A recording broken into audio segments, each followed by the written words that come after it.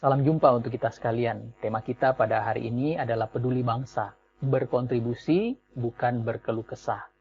Nah, bagian firman Tuhan yang mendasari apa yang kita bicarakan pada saat ini diambil dari Amsal pasal 3 ayat yang ke-27 sampai ayat yang ke-28. Saya bacakan ayat firman Tuhan ini untuk kita sekalian. Janganlah menahan kebaikan daripada orang yang berhak menerimanya, padahal engkau mampu melakukannya. Janganlah engkau berkata kepada sesamamu, pergilah dan kembalilah, besok akan kuberi. Sedangkan yang diminta ada padamu. Demikian firman Tuhan. Orang yang peduli adalah orang yang sadar akan ketimpangan yang ada di sekitarnya. Peduli berarti dia tahu, dia mengerti, bahkan dia bisa merasakan ketimpangan-ketimpangan yang ada di sekitarnya. Nah, ketimpangan yang dimaksud di sini berarti ada yang di satu sisi ada yang mampu, sedangkan di sisi ada yang tidak mampu. Di satu sisi ada yang bisa melakukan hal tertentu, tapi di sisi lain ada yang tidak bisa melakukan hal tertentu. Ada yang memiliki sesuatu, ada yang tidak memiliki sesuatu. Nah, ini ketimpangan. Ada yang berkelebihan dan ada yang berkekurangan. Nah, orang yang punya kepedulian tinggi itu bisa merasakan ketimpangan ini. Dan kemudian dia bukan memilih menjadi apatis atau mungkin pesimis. Ya, apatis itu tidak peduli. Ya, pesimis itu melihat segala sesuatu dari sudut pandang negatif, gitu ya. Tetapi yang dia lakukan adalah dia memilih untuk peduli. Nah, selain memiliki kepekaan itu, menyadari ada ketimpangan, orang yang peduli adalah orang yang tahu potensi dirinya. Dia tahu apa kelebihannya, dan dia tahu kemana harus menyalurkannya. Potensi apa saja yang dimiliki, bukan hanya dana, tapi juga daya, dan bahkan doa, hal yang penting. Nah, kemudian bukan hanya dia mengenali potensi dirinya, kelebihan-kelebihannya, kemampuan-kemampuannya, tetapi juga dia tahu kemana menyalurkan itu. Dan pada titik inilah, orang yang punya kepedulian itu menjadi agen perubahan. Ketika dia bukan hanya tahu potensi dirinya, tapi dia tahu kemana menyalurkan potensi dirinya itu. Nah, orang yang peduli itu lawan dari orang yang egois, yang hanya mementingkan dirinya sendiri, tidak peduli dengan orang yang di sekitarnya, tidak peduli dengan ketimpangan-ketimpangan yang dilihatnya. Peduli juga merupakan lawan dari narsis, ya, yang hanya mencintai dirinya sendiri, mementingkan dirinya sendiri, memuja dirinya sendiri. Tetapi orang yang peduli mengalihkan fokus dari dirinya menjadi fokus kepada orang lain. Yang kedua, orang yang peduli itu adalah orang yang tidak menahan dirinya untuk berbagi dengan orang lain. Bukan hanya dia sadari ada ketimpangan, bukan hanya dia tahu apa potensi dirinya, tapi dia memilih untuk berbagi. Dia tidak menahan dirinya untuk berbagi. Di ayat 27 dari ayat yang kita baca tadi, di sana dikatakan jangan menahan kebaikan daripada orang yang berhak menerimanya. Jangan menahan kebaikan dari orang yang berhak menerimanya. Di ayat 27 dikatakan demikian. Kemudian di ayat yang ke-28, di situ ditulis, janganlah engkau berkata kepada sesamamu, pergilah dan kembalilah, besok akan kuberi, sedangkan yang diminta ada padamu. Ini berarti menolak. Orang yang peduli adalah orang yang tidak menolak orang yang meminta bantuan. Padahal dia sadar yang dia bisa beri itu ada padanya. Dia punya apa yang bisa dia berikan. Nah, menahan kalau di ayat 28 itu sama dengan menolak untuk memberi. Ya, bahkan kita tahu sesuatu hal yang timpang terjadi, sesuatu hal yang buruk terjadi, sesuatu hal yang tidak baik terjadi, tapi kita mendiamkan itu. Nah, ini adalah orang yang tidak peduli. Menghalang-halangi orang yang ingin membantu menyelesaikan ketimpangan yang ada. Nah, orang yang peduli adalah orang yang memilih untuk berbagi. Ketika dia lihat sesuatu ketimpangan, dia tidak mendiamkan itu, tetapi dia terlibat di dalamnya, campur tangan di dalamnya untuk menyelesaikan itu. Bahkan dia juga bukan menghalang-halangi orang, tapi bahkan menarik orang, semakin banyak orang untuk terlibat menyelesaikan ketimpangan yang ada. Seorang profesor psikologi, Ralph Schwartzer, dia mengatakan sikap proaktif ya yang dimiliki oleh orang yang peduli itu lahir dari keyakinan akan perubahan yang dapat dibuat untuk memperbaiki diri dan lingkungannya, gitu ya. Jadi orang yang peduli itu di dalam dirinya ya, itu ada keyakinan bahwa dia bisa lakukan perubahan baik untuk dirinya maupun lingkungan sekitarnya, dan itu mendorong dia untuk proaktif bertindak melakukan sesuatu. Orang yang proaktif itu menyadari potensi internal dan eksternalnya. Dia tahu kekuatannya, dia tahu kelemahannya. Dia tahu sumber daya apa yang ada di sekelilingnya yang bisa dia manfaatkan. Kemudian orang yang proaktif juga mengambil tanggung jawab, bukan melepaskan tanggung jawab, tapi justru mengambil tanggung jawab. Sebesar apapun tanggung jawabnya, sekecil apapun perannya, sesederhana apapun sumbangsinya. Dia orang yang peduli, orang yang proaktif mengambil tanggung jawab. Orang yang proaktif juga bertindak berdasarkan prinsip yang dia yakini. Ya, dia punya keyakinan, dia punya idealisme, dan dia bertindak berdasarkan itu. Dan kemudian orang yang peduli, orang yang proaktif itu, dia punya visi di depan yang ingin dia capai. Dan dia bekerja, dia melakukan sesuatu untuk visi tersebut. Ada seorang anak muda di dalam Alkitab yang sangat peduli dan proaktif, ya, yaitu Daud. Nah, kalau kita ingat kisahnya, suatu waktu dia ditugaskan oleh papanya untuk mengantar makanan kepada kakaknya yang ada di medan perang. Nah, ketika dia berada di sana sampai di medan perang, ada Goliat yang menghina barisan Tuhan, menghina tentara Tuhan. Kemudian Daud melihat hal itu, dia merasa dia perlu peduli. Dia merasa dia perlu berkontribusi di sana.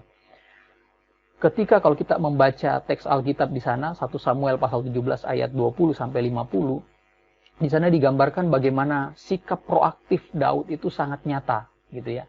Pertama, dia sadari potensinya yang dia miliki. Dia tahu bahwa di dalam dirinya Tuhan kasih kekuatan. Dia seorang gembala yang berulang kali menyelamatkan dombanya ketika akan diterkam oleh binatang buas, singa dan beruang pernah dikalahkannya. Dan dia juga tahu bahwa potensinya, bahwa Tuhan bertindak untuk dia. Tuhan yang memelihara dia, Tuhan yang menjaga dia. Dia tahu ada Tuhan di belakangnya. Nah, ini potensi internal dan eksternal yang dimiliki oleh Daud. Dia sadari betul itu. Dan kemudian dia mengambil tanggung jawab. Di situ di ayat 32 dikatakan, saya yang akan maju melawan orang ini. Dia tidak pergi begitu saja. Dia tahu dia harus ambil tanggung jawab. Dia harus berkontribusi menolong tentara Israel yang sedang diolok-olok, sedang dihina oleh pasukan Filistin. Kemudian Daud bertindak berdasarkan prinsip. Prinsip bagi dia adalah Tuhan menyelamatkan bukan dengan kekuatan pedang, bukan dengan kekuatan lembing, bukan dengan kekuatan manusia. Tetapi sungguh Tuhanlah sendiri yang terlibat di dalam medan perang. Daud menyadari prinsip itu. Dan bukan hanya itu, Daud katakan bahwa tidak boleh ada yang menghina nama Tuhan. Nama Tuhan itu agung, kudus. Itu ya, karena itu ketika orang Filistin itu menghina nama Tuhan, dia tidak senang dan karena itu dia merasa perlu bertanggung jawab, ambil bagian untuk menangani masalah itu. Kemudian juga Daud bertindak berdasarkan visinya. Jadi dia tahu nama Tuhan agung, nama Tuhan mulia, dan dia bertindak mencapai itu. Dia harus menyelamatkan bangsanya, dia harus terlibat mengalahkan orang Filistin itu, supaya nama Tuhan jangan dinista. Dan dia bertindak berdasarkan prinsipnya itu. Dia tahu di depan ada visi yang harus dia capai, nama Tuhan diagungkan, umat Tuhan diselamatkan. Dan dia bertindak berdasarkan itu. Nah, hari ini kita belajar, ya, peduli berarti menyadari ketimpangan yang ada di sekitar kita.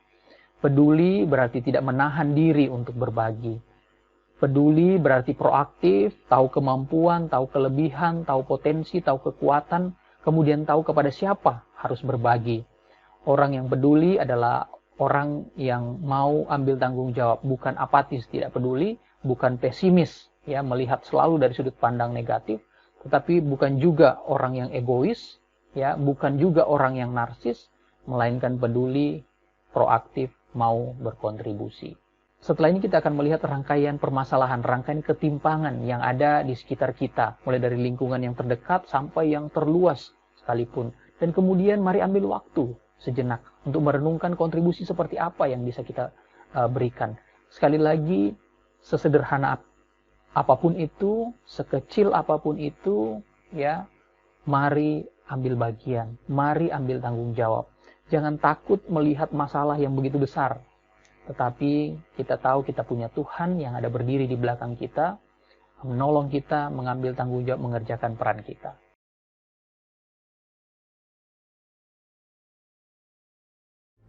Organisasi Kesehatan Dunia atau WHO memperingatkan bahwa kematian akibat COVID-19 bisa kembali meningkat. And we have clearly not reached the peak of the pandemic. Dalam rilis terbaru, WHO menyebut bahwa puncak COVID-19 belum dapat dipastikan dengan pasti karena kasus baru di sejumlah negara masih sangat tinggi. In reality, some countries have made significant progress in reducing the number of deaths, while in other countries, deaths are still on the rise. Jika dibandingkan pada April dan Mei, rata-rata kasus baru secara global mencapai 100.000, kini meningkat 2 kali lipat menjadi 200.000 kasus baru per hari.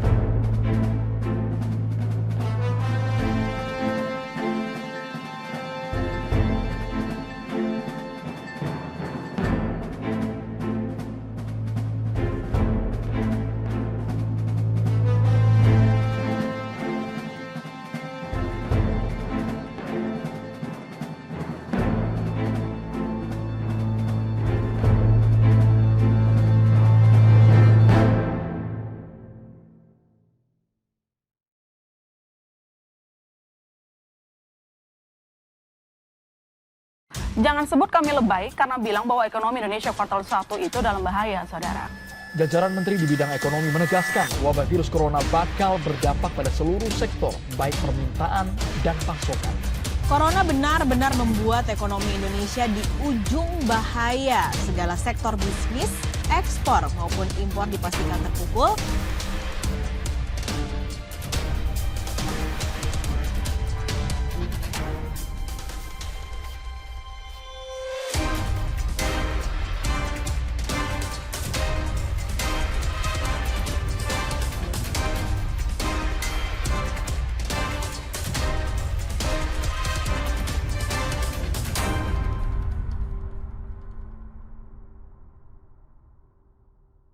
Nggak laku ini, soalnya nggak ada jalan, nggak ada orang beli.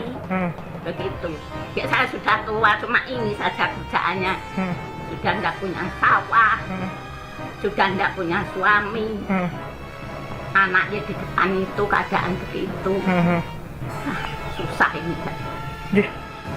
Ini bisa mungkin sekarang ini ya. Nah, sekarang ini bisa kita bilang itu 75%. 75% tutup semua. Semua tuh. Itu faktor apa, Pak? Itu faktor ya inilah virus apa kan. Ya terutama ya itu. Jadi sepi. Iya. Apa namanya event-event yang di cancel ya, artinya pertemuan-pertemuan teman-teman ini kami konfirmasi kemarin dengan beberapa hotel besar-besar yang punya hall itu banyak dibatalkan atau diundur sampai dengan waktu yang belum ditentukan. Ini yang membuat apa namanya hotel di Jember juga semakin sepi. Pandemi virus corona telah membuat dampak besar bagi tenaga kerja di Jakarta. Sebanyak 11.000 lebih perusahaan diketahui sudah mulai kesulitan dan merumahkan puluhan ribu karyawannya tanpa memberikan bayaran.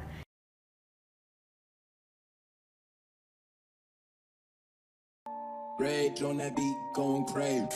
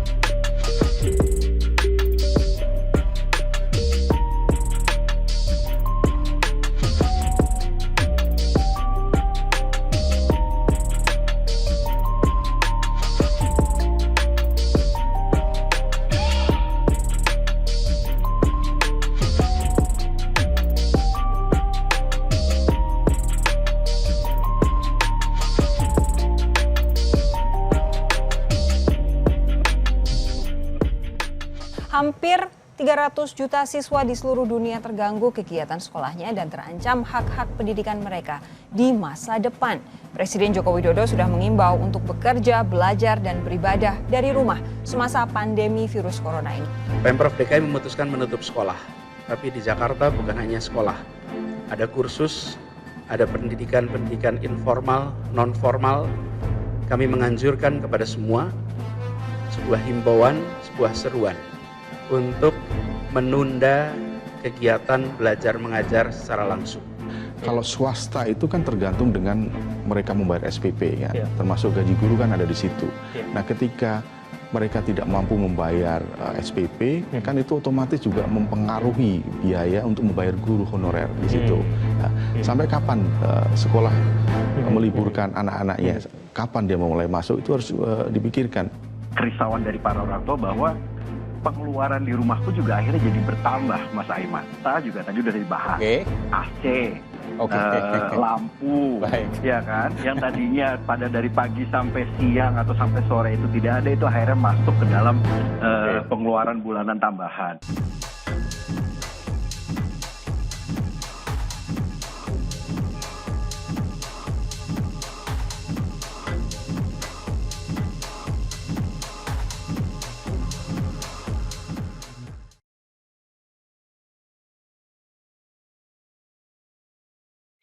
Wabah pandemi COVID-19 ini menimbulkan dampak bukan hanya terhadap faktor fisik dan kesehatan kita, tetapi juga terhadap kondisi jiwa, mental, dan psikologis kita.